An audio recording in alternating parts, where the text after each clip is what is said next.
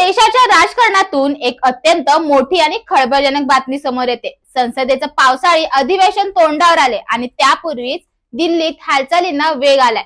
बातमी अशी आहे की पंतप्रधान नरेंद्र मोदी यांच्या मित्रमंडळाचा मोठा विस्तार आणि फेरबदल होणार आहे।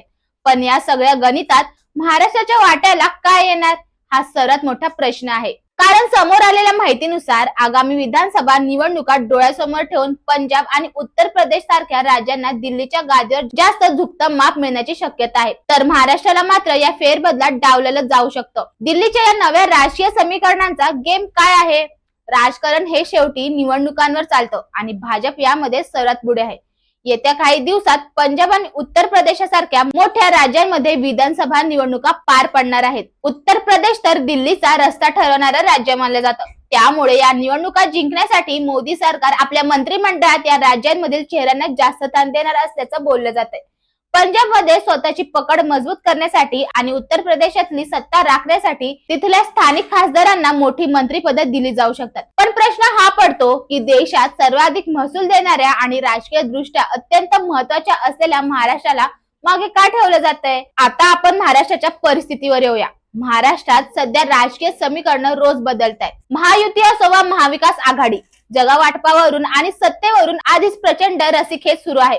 अशातच दिल्लीतल्या मंत्रिमंडळ विस्तारात महाराष्ट्राच्या नेत्यांना डावलं गेलं तर राज्यातील भाजप आणि मित्र पक्षांमध्ये नाराजीची मोठी लाट पसरू शकते। सध्या महाराष्ट्रातून जे नेते दिल्लीत वजन राखून आहेत त्यांच्या खात्यांमध्ये फेरबदल होणार का की नवीन चेहऱ्यांना संधी मिळणार याकडे सगळ्यांचं लक्ष लागलंय। पण सूत्रांच्या मते महाराष्ट्राच्या वाट्याला यावेळी फार काही मोठं पद मिळण्याची शक्यता कमीच दिसते। कारण दिल्लीचं पूर्ण लक्ष आता फक्त निवडणूक होणाऱ्या राज्यांवर केंद्रीय झाले। संसदेच्या पावसाळी अधिवेशनापूर्वी मंत्रिमंडळ विस्तार करण्याची भाजपची ही जुनी रणनीती आहे। विरोधक संसदेत सरकारला घेण्याची तयारी करत असताना मोदी सरकार नवीन मंत्र्यांची फौज मैदानात उतरवून विरोधकांची हवा काढून घेण्याच्या तयारीत आहे। नवीन मंत्र्यांना खाती देऊन त्यांना कामाला लावणे आणि अधिवेशनात विरोधकांना आक्रमक उत्तर देणे हा यामागचा मुख्य हेतू आहे। पण विचार करा, जर महाराष्ट्राला यात योग्य प्रतिनिधित्व मिळालं नाही तर येणाऱ्या काळात महाराष्ट्राच्या हक्काच्या प्रकल्पांवर आणि निधीवर याचा परिणाम होणार नाही का?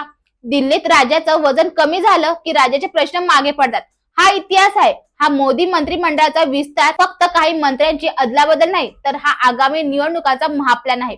पण महाराष्ट्राचा नागरिक म्हणून आपल्याला हा प्रश्न विचारलाच पाहिजे की प्रत्येक वेळी निवडणुका असलेल्या राज्यांना झुकतं माप का?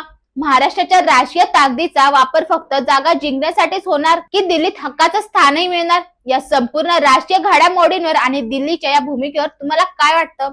महाराष्ट्रावर खरोखरच अन्याय होतोय का? आम्हाला कमेंटमध्ये नक्की सांगा आणि एक विचार घडवण्यासाठी पुढे या।